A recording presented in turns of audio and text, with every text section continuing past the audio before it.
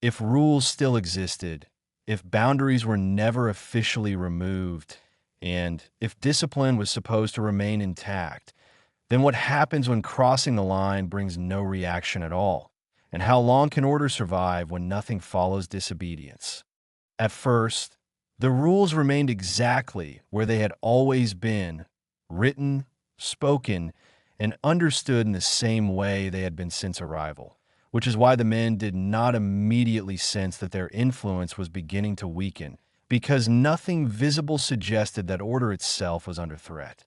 Boundaries were still acknowledged, expectations were still mentioned, and the language of discipline had not disappeared. Yet something subtle had shifted beneath the surface, because rules derive much of their strength not from their existence, but from what follows when they are tested.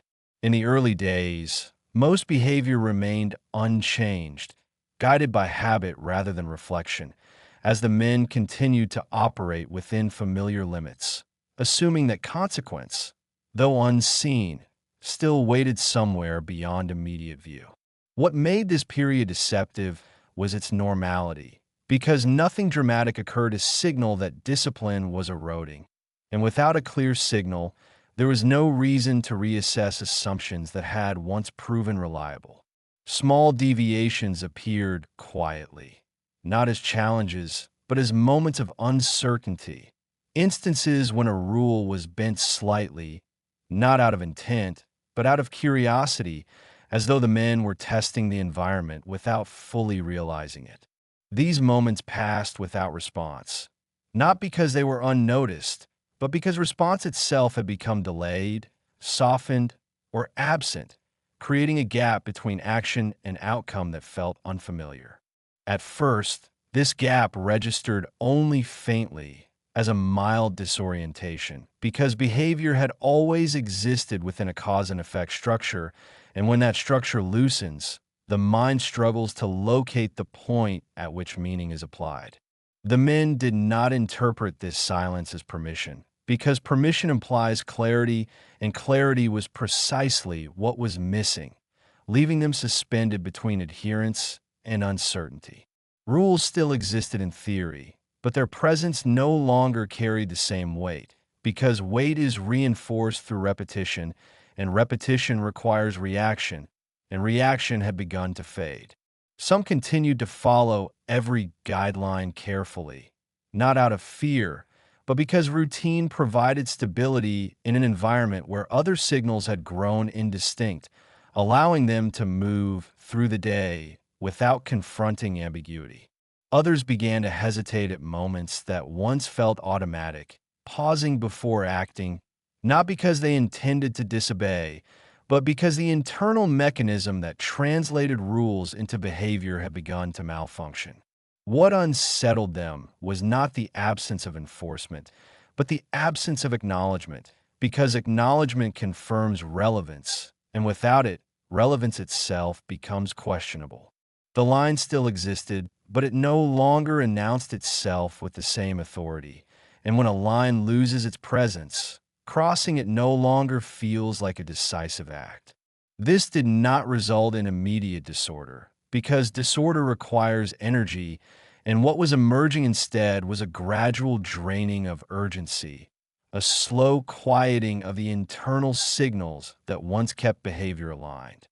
Days passed in which minor infractions occurred without escalation, moments when nothing happened after something should have happened, reinforcing the impression that outcomes were no longer reliable. Each time this occurred, it left behind a residue of uncertainty, not strong enough to provoke change, but persistent enough to weaken confidence in the system that had once governed daily life. The men began to sense that discipline no longer operated as a structure imposed from outside, but as a memory carried within, and memories, when unsupported, fade gradually. Without consequence to reinforce limits, discipline lost its immediacy, becoming abstract rather than practical, something acknowledged intellectually but not felt emotionally. This created a peculiar tension, because the rules had not been removed, Yet their absence of effect suggested that they no longer functioned in the same way, forcing the men to navigate behavior without a reliable framework. Some responded by becoming more cautious, tightening their adherence in an attempt to preserve order internally, while others relaxed incrementally, not in rebellion, but in resignation to ambiguity. Neither response produced clarity, because clarity depends on feedback, and feedback was no longer consistent, leaving both caution and relaxation equally unresolved. The environment offered no correction, no confirmation, and no escalation, maintaining a steady neutrality that allowed uncertainty to settle without challenge. Over time, this neutrality became the defining feature of discipline, because when nothing follows the crossing of a line, the line itself begins to dissolve. The men did not discuss this openly, not because it was forbidden, but because it was difficult to articulate, unfolding through absence rather than event, and absence rarely demands language. What replaced clear discipline was not chaos, but a quiet erosion, a thinning of structure that left behavior guided more by inertia than intention. The rules remained visible, but their power no longer extended beyond recognition, and recognition alone proved insufficient to sustain order. By the end of this initial phase, discipline had not collapsed, but it had begun to fade, not through defiance or confrontation, but through the simple and persistent experience of actions that no longer produced response. If you'd like to hear future stories like this, you can subscribe to the channel. As the days continued and the absence of reaction became consistent rather than accidental, the men began to notice that discipline was no longer being reinforced through experience, because experience requires consequence, and consequence had quietly withdrawn from daily life without explanation. What had once been learned through repetition began to lose its clarity, not because the rules were unclear, but because nothing happened when they were ignored, delayed, or only partially observed, leaving behavior without feedback. In this environment, discipline no longer functioned as a guide rooted in outcome, but as an abstract idea detached from lived reality, something remembered rather than felt, acknowledged rather than trusted.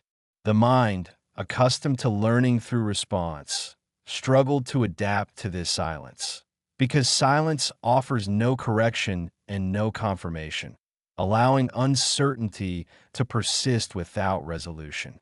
Small acts that once would have carried meaning now passed unnoticed, and each unnoticed moment subtly weakened the internal link between action and result, a link that had previously structured daily behavior. The men did not consciously decide to loosen discipline, because loosening suggests intent, and what occurred instead was a gradual erosion driven by repetition without reinforcement.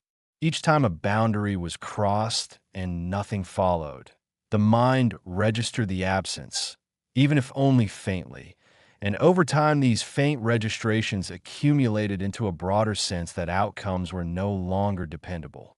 Without dependable outcomes, effort began to feel inefficient, because effort traditionally exists to avoid consequence or achieve result, and here neither seemed reliably present. Some attempted to compensate by holding themselves to higher internal standards, drawing on memory and habit to maintain order, yet without external reinforcement. This self-imposed discipline demanded constant attention and energy, which gradually became difficult to sustain. Others drifted in the opposite direction, allowing behavior to soften incrementally, not through rebellion, but through adaptation to an environment where strict adherence no longer appeared necessary. Both responses shared a common strain, because both required navigating uncertainty without guidance, and navigating uncertainty repeatedly tends to exhaust rather than strengthen resolve. The absence of consequence did not invite recklessness, because recklessness thrives on reaction, and reaction was precisely what was missing, leaving behind a calm but disorienting neutrality. Over time, This neutrality reshaped expectations as the men began to anticipate that nothing would follow most actions. And anticipation, when consistently unmet, retrains behavior more effectively than instruction ever could. Discipline, once reinforced by immediate response, now relied entirely on internal motivation, and internal motivation, when unsupported, gradually weakens. The men found themselves pausing more often before acting, not to consider rules, but to consider whether action itself carried meaning. And when meaning is uncertain, hesitation becomes natural. What made this process so effective was its invisibility, because nothing dramatic marked the shift, and without drama, there was nothing to resist and nothing to correct. Days passed in which discipline existed only as a memory of how things had once functioned, and memories, when not refreshed, tend to lose their authority. The camp environment remained unchanged, offering no intervention, no clarification, and no adjustment, allowing the absence of consequence to continue shaping behavior unchecked. Gradually, discipline ceased to operate as a learned response and began to function instead as a personal preference, applied inconsistently and without shared expectation. This inconsistency further weakened its influence because discipline gains strength through collective reinforcement, and without common response, it fragments into individual interpretations. The men became increasingly reliant on immediate comfort and internal equilibrium rather than long-term structure, because comfort provided certainty where discipline no longer did. The line between acceptable and irrelevant behavior blurred further, not because it disappeared, but because nothing distinguished crossing it from respecting it. In this way, consequence stopped teaching, and without teaching, discipline stopped evolving, leaving behind a hollow framework that resembled order but no longer directed it.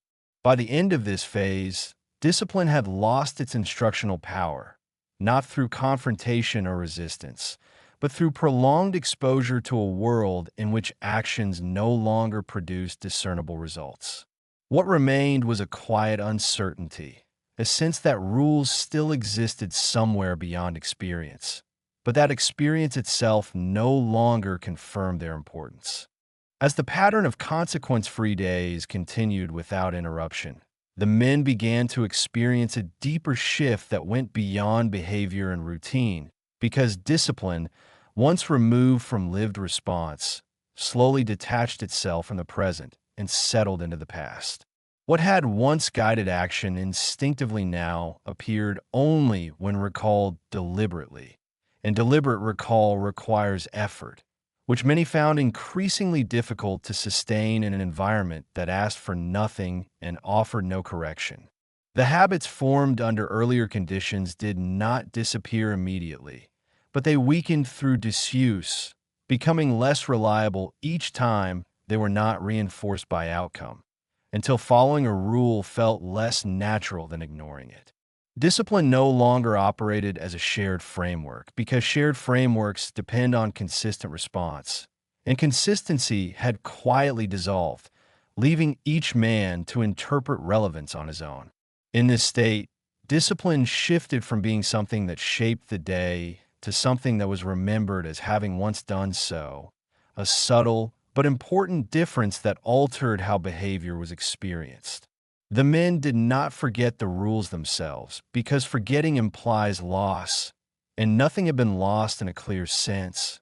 Yet the emotional connection to those rules faded steadily, as though the distance between knowing and caring had widened.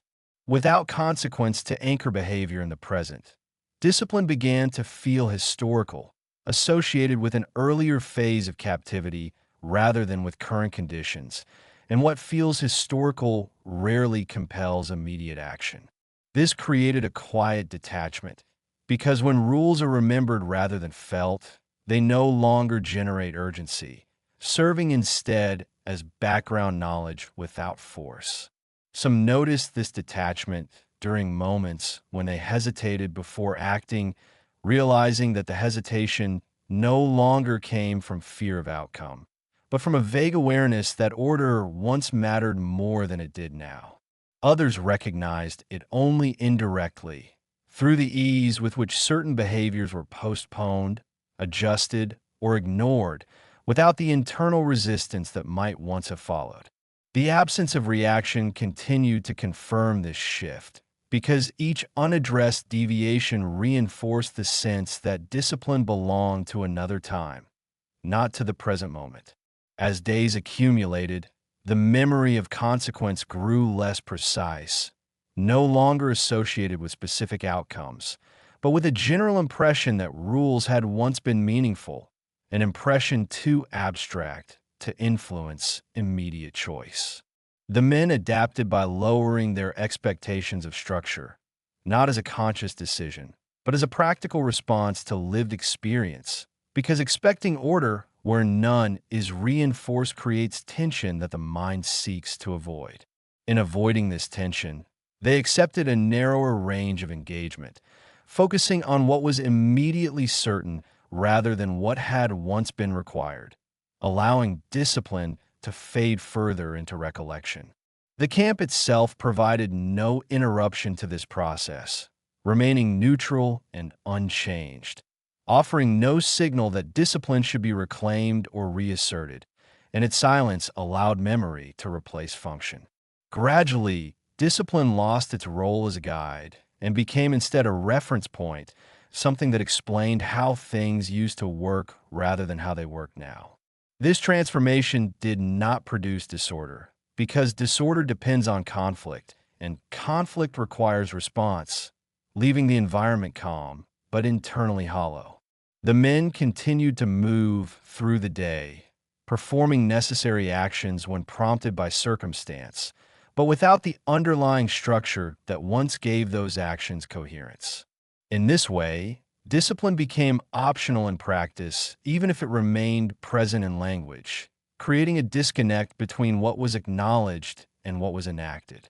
The longer this condition persisted, the more difficult it became to imagine discipline returning in its earlier form, because the lived experience of consequence-free behavior had rewritten expectation. By the end of this stage, discipline existed primarily as a memory, recognized but no longer operative, recalled without urgency, and carried quietly as part of a past that no longer shaped the present.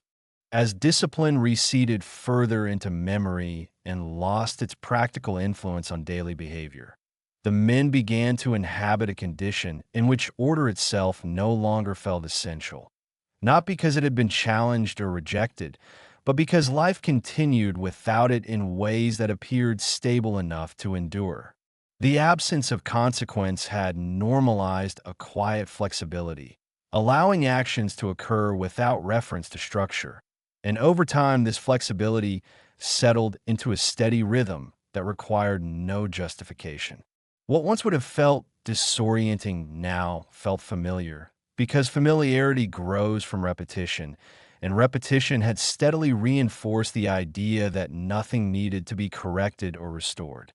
The men did not experience this shift as a loss, because loss implies comparison, and comparison had faded along with the memory of how discipline once functioned, leaving the present to stand on its own without contrast. In this environment, order became optional rather than foundational, something that could be applied selectively when convenient, rather than something that governed behavior consistently. The mind adapted by prioritizing equilibrium over alignment, choosing the path that preserved internal calm rather than external conformity, because calm offered immediate relief while conformity offered no visible return. Actions that once followed an internalized structure now emerged from momentary impulse or immediate necessity, and when necessity was minimal, stillness often prevailed. The absence of tension reinforced this pattern, because tension invites resolution. And without tension, there was no reason to restore systems that no longer produce clear benefit.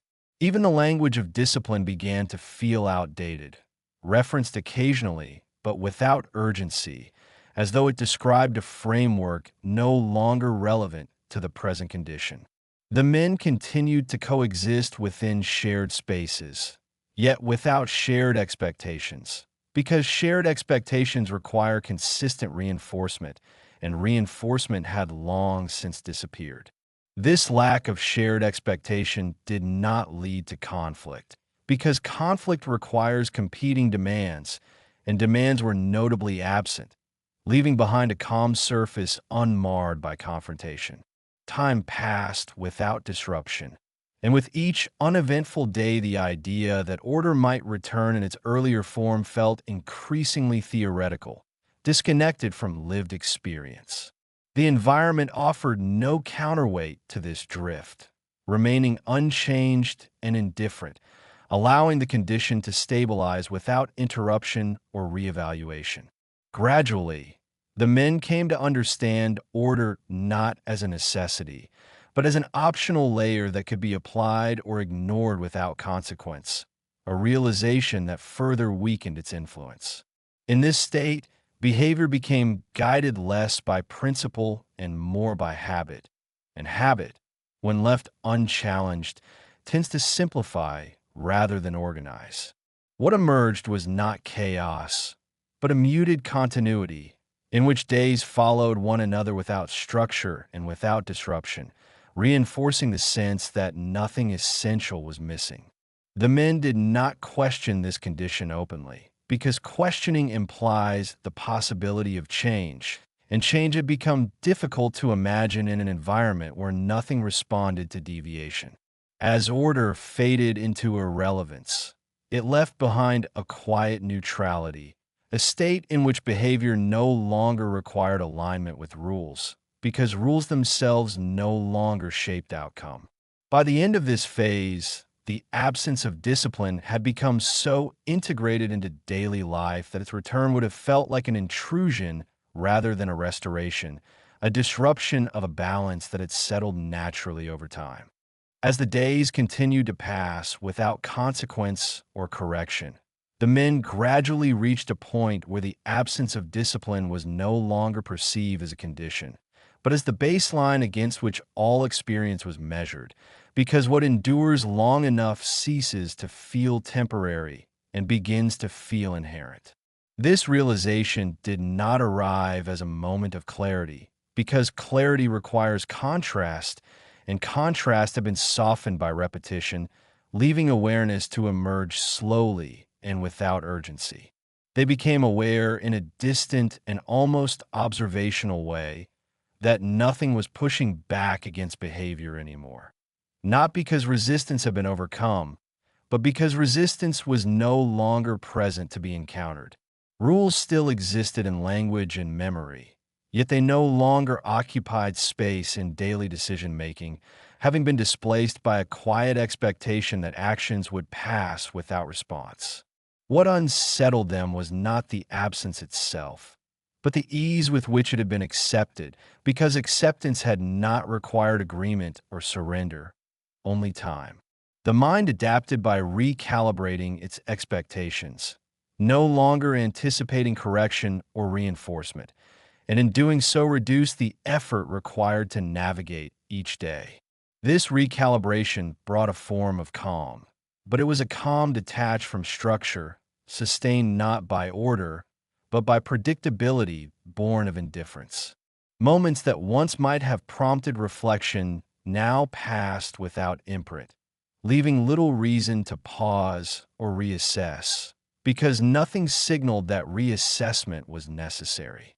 The men did not feel liberated, nor did they feel constrained, existing instead in a neutral state where behavior unfolded without reference to standard or consequence.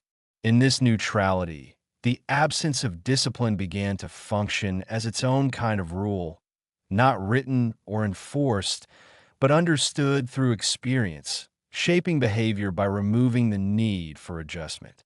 They found themselves acting less often not because action was discouraged, but because inaction preserved continuity, and continuity had become the most reliable feature of their environment. The realization that nothing followed deviation no longer surprised them, because surprise depends on expectation, and expectation had been quietly revised to accommodate silence. Time continued to move forward without interruption, and with each unremarkable day, the sense that discipline might return in a meaningful way receded further into abstraction.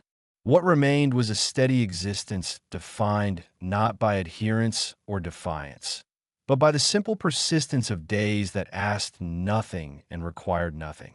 The absence that once felt temporary had become complete, not through decision, but through duration, leaving behind a condition in which the lack of consequence shaped behavior more effectively than any rule ever had. By the end of this stage, the men no longer thought in terms of discipline fading or order dissolving, because those concepts belonged to an earlier understanding, one that no longer aligned with lived experience. They lived instead within a quiet framework defined by absence, where nothing reacted, nothing corrected, and nothing compelled change, and where this very absence had become the most stable force in their lives. In the end, nothing officially ended, because there was no moment when discipline was declared gone, only a long passage of time in which its absence became ordinary and no longer required explanation. Rules were still remembered, boundaries still recognized in theory, yet daily life continued without reference to them, guided instead by the calm certainty that nothing would follow deviation. What remained was not disorder, and not freedom in its expected form, but a steady neutrality shaped by days that passed without reaction or correction. And so discipline did not collapse under pressure or resistance, but faded quietly through silence, leaving behind a routine sustained not by order, but by the simple fact that nothing asked for more. If you enjoyed this documentary and want to discover more untold stories from World War II, make sure to subscribe to WWII Chronicle Vault. Your support helps us bring history back to life, one forgotten story at a time.